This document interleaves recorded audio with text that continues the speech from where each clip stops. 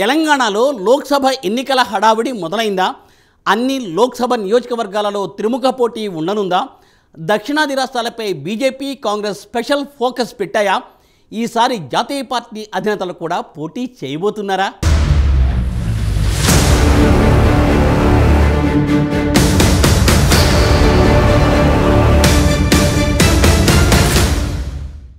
తెలంగాణలో అసెంబ్లీ ఎన్నికల హడావుడి మొదలైంది. నిర్ణీత గడువు కంటే నెల రోజుల ముందే లోక్సభ ఎన్నికలు జరగొచ్చన్న ఊహాగానాలతో తెలంగాణ రాజకీయ పార్టీలు అలర్ట్ అయ్యాయి.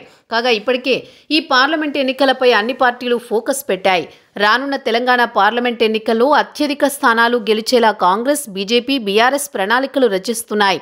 తెలంగాణలో మొత్తం 17 లోక్సభ నియోజకవర్గాలున్నాయి. కాగా వచ్చే లోక్సభ ఎన్నికల్లో బీఆర్ఎస్, కాంగ్రెస్, బీజేపీల మధ్య దాదాపు అన్ని నియోజకవర్గాల్లో త్రిముఖ పోటీ ఖాయంగా కనిపిస్తోంది.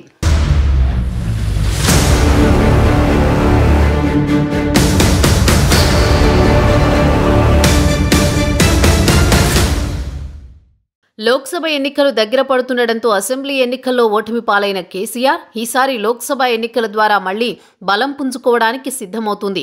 ఈ నేపథ్యంలోనే లోక్సభ ఎన్నికలపై ప్రత్యేక దృష్టి పెట్టినట్లు తెలుస్తోంది. గత పార్లమెంట్ ఎన్నికల్లో బీఆర్ఎస్ 9 స్థానాలను గెలుచుకుంది. కాగా ఇప్పుడు అసెంబ్లీ ఎన్నికల ఓటమితో ఉన్న గులాబీ బాస్ ఎలాగైనా లోక్సభ ఎన్నికల్లో తిరిగి తన మార్కు చూపించుకోవాలని చూస్తున్నారు. అసెంబ్లీ ఎన్నికల్లో పార్టీ ఓటమికి కారణాలను సమీక్షించుకుని లోక్సభ ఎన్నికల్లో సత్తా చాటాలని బీఆర్ఎస్ ఉవ్విళ్లూరుతోంది. ఈ దిశగా బీఆర్ఎస్ నాయకత్వం ఫుల్ ఫోకస్ పెట్టినట్లు తెలుస్తోంది. క్షేత్రస్థాయిలో లోక్సభ నియోజకవర్గాల వారీగా పార్టీ బలాబలాలపై బీఆర్ఎస్ వర్కింగ్ ప్రెసిడెంట్ కేటీఆర్, మాజీ మంత్రి హరీష్ రావు సమీక్షలు చేస్తున్నట్టు సమాచారం. ఇప్పుడిప్పుడే కోలుకుంటున్న ఆ పార్టీ అధినేత కేసీఆర్ కూడా కొద్ది రోజుల్లోనే లోక్సభ ఎన్నికలపై సమగ్రంగా చర్చించే అవకాశం ఉంది. అభ్యర్థుల ఎంపిక విషయంలో ఏమాత్రం జాప్యం కాకుండా చూడాలని బీఆర్ఎస్ నాయకత్వం భావిస్తోంది. అభ్యర్థుల ఎంపిక ప్రక్రియను వీలైనంత త్వరగా పూర్తి చేసి ప్రచారంపై ఫోకస్ చేయాలని ఆ పార్టీ నేతలు యోచిస్తున్నారు. ప్రచార వ్యూహాలపై కూడా ఆ పార్టీ నేతలు ప్రత్యేక దృష్టి సారించినట్టు తెలుస్తోంది. తెలంగాణ అసెంబ్లీ ఎన్నికల్లో కాంగ్రెస్ పార్టీతో పోల్చితే 2% ఓట్లు మాత్రమే బీఆర్ఎస్కు తగ్గాయి. ఆచరణ సాధ్యం కాని హామీలు, దుష్ప్రచారంతోనే కాంగ్రెస్ ఎన్నికల్లో గెలిచిందని బీఆర్ఎస్ నేతలు ఆరోపిస్తున్నారు.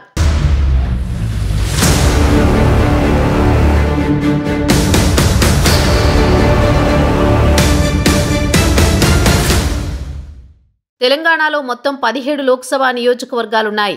వచ్చే ఎన్నికల్లో బీఆర్ఎస్, కాంగ్రెస్, బీజేపీల మధ్య దాదాపు అన్ని నియోజకవర్గాల్లో త్రిముఖ పోటీ ఖాయంగా తెలుస్తోంది. కాంగ్రెస్ అటు బీజేపీని ఎదుర్కొనేందుకు పక్కా వ్యూహాలతో ముందుకు వెళ్లాలని బీఆర్ఎస్ నేతలు వ్యూహరచన చేస్తున్నట్లు తెలుస్తోంది. దేశవ్యాప్తంగా 6 నుంచి 7 విడతల్లో లోక్సభకు పోలింగ్ జరిగే అవకాశం ఉందని రాజకీయ వర్గాల్లో చర్చ జరుగుతోంది. తొలి దశలోనే తెలంగాణలోని లోక్సభ స్థానాలకు ఎన్నికలు జరిగే అవకాశం ఉందని తెలుస్తోంది. కాగా తొలి విడత పోలింగ్కు సంబంధించిన నోటిఫికేషన్ ఫిబ్రవరి 2వ వారంలోపే వస్తుందన్న టాక్ వినిపిస్తోంది. లోక్సభ తొలి దశ ఎన్నికలు ఏప్రిల్ 10వ తేదీలోపే ఉంటాయని, తెలంగాణలో ఈ విడతలోనే లోక్సభ ఎన్నికల ప్రక్రియ పూర్తవుతుందని భావిస్తున్నారు. మలిదశ పోలింగ్ మే తొలి వారం వరకు ఉంటుందని, ఫలితాలు మే 15లోపే ప్రకటిస్తారని ప్రచారం జరుగుతోంది.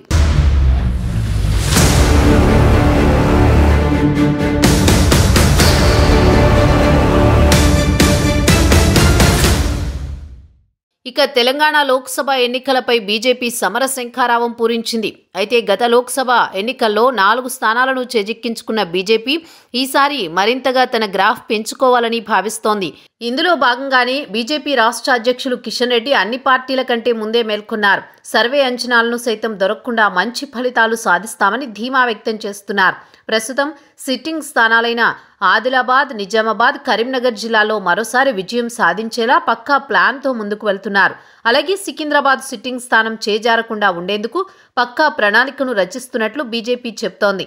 బీజేపీ జాతీయ నాయకులను ఈసారి ఎన్నికల ప్రచారానికి పూర్తిగా వినియోగించుకోవాలని యోచనలో బీజేపీ భావిస్తోంది.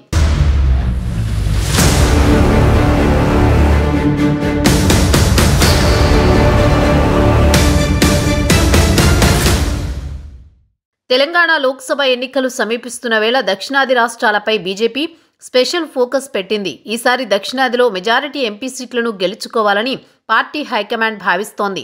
ఇందుకోసం ప్రధాని నరేంద్ర మోదీని తెలంగాణ నుంచి లోక్సభ బరిలో దింపాలని నిర్ణయించినట్టు సమాచారం. తెలంగాణ నుంచి మోదీ పోటీ చేస్తే రాష్ట్రంలో మెజారిటీ స్థానాలను బీజేపీ కైవసం చేసుకోవచ్చనేదే ఈ నిర్ణయానికి కారణమని తెలుస్తోంది. గత సార్వత్రిక ఎన్నికల్లో మోదీ వారణాసి నుంచి పోటీ చేసి గెలిచారు. మోదీ స్వయంగా వారణాసిలో పోటీ చేయడంతో ఉత్తరప్రదేశ్లో బీజేపీ అత్యధిక ఎంపీ స్థానాలు గెలిచింది. తెలంగాణలోనూ ఇదే ఫార్ములా అనుసరించాలని పార్టీ పెద్దలు యోచిస్తున్నారు. ఈ మేరకు ప్రధాని మోదీకి పార్టీ సీనియర్ నేతలు ఇప్పటికే ప్రతిపాదన చేసినట్టు సమాచారం.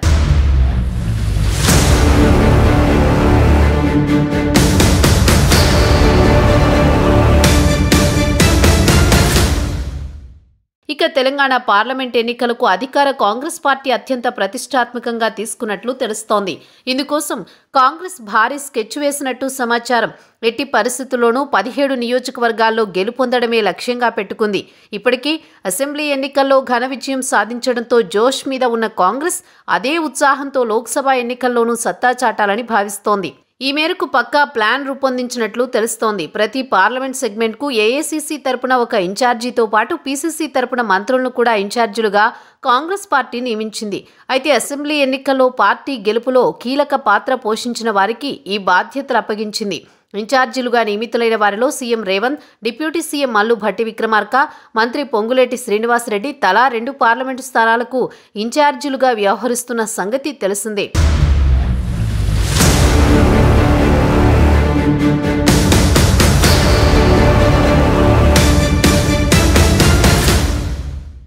తెలంగాణ కాంగ్రెస్ అధికారంలోకి రావడంతో ఇక రానున్న పార్లమెంట్ ఎన్నికల్లోనూ తెలంగాణలో సత్తా చాటాలని కాంగ్రెస్ భావిస్తోంది. ఈ నేపథ్యంలో ఇప్పటి నుంచే పార్లమెంట్ ఎన్నికలపై కసరత్తు మొదలు పెడుతోంది. ప్రత్యేక తెలంగాణ ఇచ్చిన సోనియా గాంధీకి కృతజ్ఞతగా ఆమెను రాష్ట్రం నుంచి గెలిపించి పార్లమెంటుకు పంపాలని రాష్ట్ర నాయకత్వం భావిస్తోంది. ఇప్పటికే సోనియా గాంధీ తెలంగాణ నుంచి పోటీ చేసే అంశంపై తీర్మానాలు కూడా చేశారు. దీంతో కాంగ్రెస్ అగ్రనేత సోనియా గాంధీ తెలంగాణ నుంచి లోక్సభకు పోటీ చేసే విషయంపై దాదాపుగా స్పష్టత వచ్చిందని రాజకీయ వర్గాలంటున్నాయి. ఆమె ఖమ్మం ఎంపీ స్థానం నుంచి పోటీ చేయనున్నట్లు సమాచారం. తెలంగాణ నుంచి సోనియా గాంధీ పోటీ చేయాలని గత కొంతకాలంగా రాష్ట్ర పార్టీ నాయకత్వం కోరుతోంది. ఈ మేరకు రాష్ట్ర కాంగ్రెస్ పార్టీ గత నెలలో తీర్మానం చేసి అధిష్టానానికి పంపారు. రెండోసారి జరిగిన పార్టీ విస్తృత స్థాయి సమావేశంలోనూ సోనియా గాంధీ తెలంగాణ నుంచి పోటీ చేయాలని తీర్మానం చేసి పంపించారు. దీంతో ఆమె సూత్రప్రాయంగా అంగీకరించినట్టు సమాచారం. ముందుగా నిజామాబాద్, మల్కాజ్గిరి స్థానాలు తెరపైకి వచ్చినా ఫైనల్గా ఖమ్మం నుంచి పోటీ చేసేందుకు సోనియా సిద్ధమైనట్లు ప్రచారం జరుగుతోంది.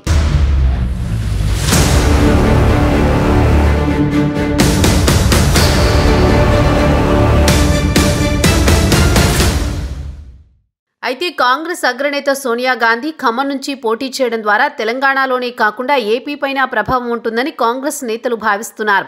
ఇప్పటికే కర్ణాటకలో ఆ పార్టీ అధికారంలో ఉండగా ఇటీవల తెలంగాణలోనూ పాగా వేసింది. ఇక ఏపీలోనూ సత్తా చాటాలని హస్తం నేతలు భావిస్తున్నారు. అందులో భాగంగానే వేగంగా పావులు కదుపుతున్నారు. వైసీపీకి చెక్ పెట్టేందుకు షర్మిలను రంగంలోకి దించనున్నట్టు తెలుస్తోంది. ఇప్పటికే షర్మిల వైఎస్ఆర్టీపీని కాంగ్రెస్లో విలీనం చేసి హస్తం గూటికి చేరారు.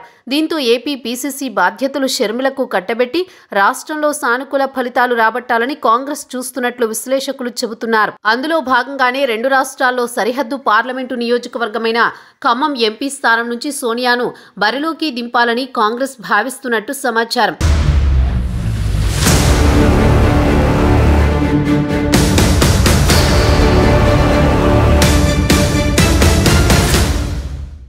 మొత్తానికి ఈసారి సోనియా గాంధీ తెలంగాణ నుంచి పోటీ చేస్తే ఆమె సౌత్ నుంచి పోటీ చేయడం ఇది రెండోసారి అవుతుంది.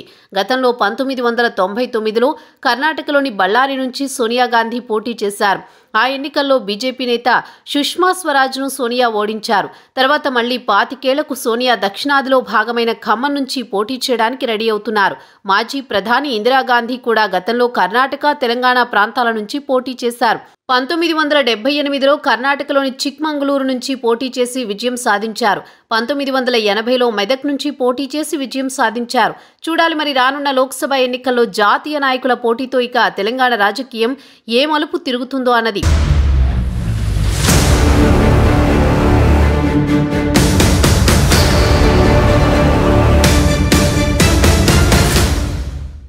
తెలంగాణలో బీజేపీ, కాంగ్రెస్, బీఆర్ఎస్ పార్టీలు లోక్సభ ఎన్నికలపై ఫోకస్ పెడుతున్నాయి. తెలంగాణ అసెంబ్లీ ఎన్నికల తర్వాత కాస్త చల్లారిన రాజకీయ వేడి మళ్లీ లోక్సభ ఎన్నికలతో హీటెక్కనుంది. నువ్వా నేనా అంటూ ప్రధాన పార్టీలని ప్రణాళికలు సిద్ధం చేస్తున్నాయి. జాతీయ పార్టీల అగ్రనేతలు ఏకంగా లోక్సభ అభ్యర్థులుగా బరిలోకి దిగనున్నారని రాజకీయ వర్గాలు చెబుతున్నాయి.